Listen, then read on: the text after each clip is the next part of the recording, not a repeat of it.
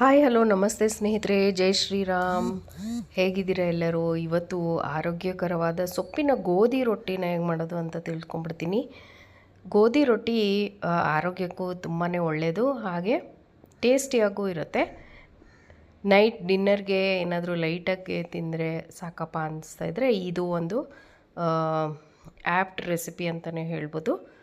ನಾನು ಇದಕ್ಕೆ ಸೊಪ್ಪಿನ ಉಪಯೋಗಿಸಿ ಮಾಡಿರೋದ್ರಿಂದ ಇದು ಆರೋಗ್ಯಕ್ಕೆ ತುಂಬಾ ಒಳ್ಳೆಯದು. ಮಕ್ಕಳು ಇಷ್ಟಪಟ್ಟು ತಿಂತಾರೆ. ಇದಕ್ಕೊಂದು ಚಟ್ನಿ ಅಥವಾ ಚಟ್ನಿ ಪುಡಿ, ಸ್ವಲ್ಪ ಬೆಣ್ಣೆ ಅಥವಾ ತುಪ್ಪ ಇದ್ದರೆ ಸಾಕು, ಎಲ್ಲರೂ ಇಷ್ಟಪಟ್ಟು ತಿಂತಾರೆ. ಸೊ ಇದನ್ನು ಹೇಗೆ ಮಾಡೋದು ಅಂತ ನೋಡ್ಕೊಂಬೇಡ ಸ್ನೇಹಿತರೆ. ಬಿಸಿ ಬಿಸಿ ಗೋಧಿ ರೊಟ್ಟಿ ಚಟ್ನಿ ಪುಡಿಯೊಂದಿಗೆ ಅದ್ಭುತವಾಗಿ ಇರುತ್ತೆ.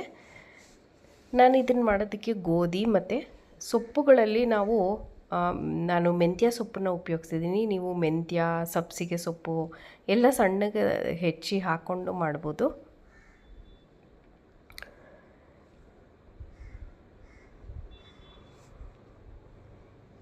ಇದ್ರ ಜೊತೆಗೆ ತುಪ್ಪ ಹಾಕ್ಕೊಂಡು ತಿಂದರೆ ಚೆನ್ನಾಗಿರುತ್ತೆ. ಇಲ್ಲಿ ಒಂದು 3 ಕಪ್ ಆಗೋಷ್ಟು ಗೋಧಿ ರೊಟ್ಟಿ, ಸ್ವಲ್ಪ ಸಣ್ಣದಾಗಿ ಹೆಚ್ಕೊಂಡಿರೋ ಹಸಿರು ಮೆಣಸಿನ್ಕಾಯಿ, ಜೀರಿಗೆ ಸ್ವಲ್ಪ ಹಾಕ್ಕೊಳ್ತಾ ಇದ್ದೀನಿ, 1 ಟೀ ಚಮಚದಷ್ಟು.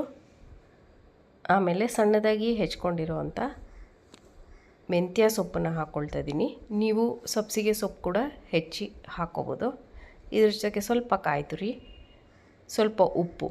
ಬೇಕಾದರೆ ನೀವು ಇದಕ್ಕೆ ಸ್ವಲ್ಪ ಈರುಳ್ಳಿ ಕೂಡ ಸಣ್ಣದಾಗಿ ಹೆಚ್ಕೊಂಡು ಹಾಕ್ಕೋಬೋದು, ಅದು ಒಳ್ಳೆ ಡಿಫ್ರೆಂಟ್ ಫ್ಲೇವರ್ ಕೊಡುತ್ತೆ. ನಾನು ಈರುಳ್ಳಿ ಹಾಕ್ಕೊಂಡಿಲ್ಲ, ಮೆಂತ್ಯ ಸೊಪ್ಪನ್ನ ಹಾಕಿ ಕಲಸಿದ್ದೀನಿ. ನೋಡಿ, ಇಷ್ಟು ರೊಟ್ಟಿ ಹದಕ್ಕೆ ಕಲಿಸ್ಕೊಂಡಿದ್ದೀನಿ. ಇದನ್ನು ಒಂದು 10 ನಿಮಿಷ ಹಾಗೆ ಬಿಟ್ಟು ನಾವು ಬೇಕಾದಾಗ ತಟ್ಕೋಬೋದು. ಈಗ ನೋಡಿ, ಒಂದು ಬಾಣಲೆಯಲ್ಲಿ ಸ್ವಲ್ಪ ಎಣ್ಣೆ ಹಾಕ್ಕೊಂಡು ತವದ ಮೇಲೆ ತೆಳ್ಳಗೆ ತಟ್ಕೊಂಡಿದ್ದೀನಿ. ಇಲ್ಲಾಂದರೆ ಗೋಧಿ ರೊಟ್ಟಿ ಸ್ವಲ್ಪ ದಪ್ಪಗೆ ಬಂದುಬಿಡುತ್ತೆ. ನಾವು ನೋಡಿಕೊಂಡು ಸ್ವಲ್ಪ ಹಿಟ್ಟನ್ನು ಹಾಕ್ಕೊಂಡು ಹದವಾಗಿ ಅಗಲವಾಗಿ ತಟ್ಕೋಬೇಕಾಗತ್ತೆ. ಈಗ ನಾನು ಮೇಲೊಂಚೂರು ಎಣ್ಣೆ ಸೋರ್ಕೊಂಡು ಇದನ್ನು ಬೇಯೋಕ್ಕೆ ಬಿಡ್ತೀನಿ. ಇದು ಚೆನ್ನಾಗಿ ಗರಿಗರಿಯಾಗಿ ಬೇಯೋವರೆಗೂ ನಾವು ಚೆನ್ನಾಗಿ ಬೇಯಿಸ್ಕೋಬೇಕು. ಈ ರೊಟ್ಟಿನ ನಾವು 2 ಕಡೆನೂ ಬೇಯಿಸ್ಕೋಬೇಕಾಗತ್ತೆ. ಎಣ್ಣೆ ನಿಮಗೆ ಬೇಡ ಅಂದರೆ ಇದನ್ನು ನೀವು ಸ್ವಲ್ಪ ನೀರು ಕೂಡ ಚುಮುಕಿಸ್ಕೊಂಡು ಬೇಯಿಸ್ಕೋಬೋದು. ಚೆನ್ನಾಗಿ ಬೇಯಿಸ್ಕೊಳ್ಳಿ. ಸೊಪ್ಪು ಎಲ್ಲ ಚೆನ್ನಾಗಿ ಸ್ಟೀಮಲ್ಲೇ ಚೆನ್ನಾಗಿ ಬೇಯಬೇಕು. ನೋಡಿ ಎಷ್ಟು ಹದವಾಗಿ ಬಂದಿದೆ ಅಂತ. ಗರಿ ಗರಿ ಸೊಪ್ಪಿನ ಗೋಧಿ ರೊಟ್ಟಿ ಇವತ್ತು ಡಿನ್ನರ್ಗೆ. ಸೊ ನಿಮ್ಮನೇಲೂ ಮೆಂತ್ಯ ಸೊಪ್ಪು ಅಥವಾ ಸಬ್ಸಿಗೆ ಸೊಪ್ಪು ಇದ್ದರೆ ಖಂಡಿತ ಈ ಥರ ಒಂದು ಗೋಧಿಗೆ ಸೊಪ್ಪನ್ನು ಸೇರಿಸಿ ರೊಟ್ಟಿ ಮಾಡ್ಕೋಬೋದು. ಬಹಳನೇ ರುಚಿಯಾಗಿರುತ್ತೆ ಸ್ನೇಹಿತರೆ. ಯಾವಾಗಲೂ ಅಕ್ಕಿ ರೊಟ್ಟಿನೇ ತಿಂತಾಯಿದ್ರೆ ಈ ಥರ ವೆರೈಟಿ ಇದ್ದರೆ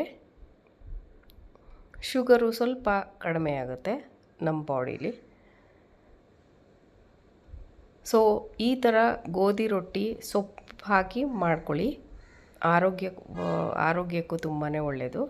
ಈ ರೆಸಿಪಿ ನಿಮ್ಮೆಲ್ಲರಿಗೂ ಇಷ್ಟ ಆಯಿತು ಅಂತ ತಿಳ್ಕೊಳ್ತೀನಿ ಸ್ನೇಹಿತರೆ. Thank you so much for watching.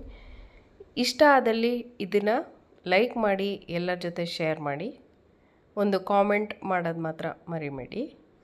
Thank you so much. ನಿಮ್ಮೆಲ್ಲರ ಪ್ರೀತಿ ಹೀಗೆ ಇರಲಿ ಅಂತ ಹೇಳ್ತಾ ಮತ್ತೆ ಸಿಗ್ತೀನಿ ಸ್ನೇಹಿತರೆ ಇನ್ನೊಂದು ಒಳ್ಳೆ ಟ್ರೆಡಿಷ್ನಲ್ ಹೆಲ್ತಿ ರೆಸಿಪಿಯೊಂದಿಗೆ.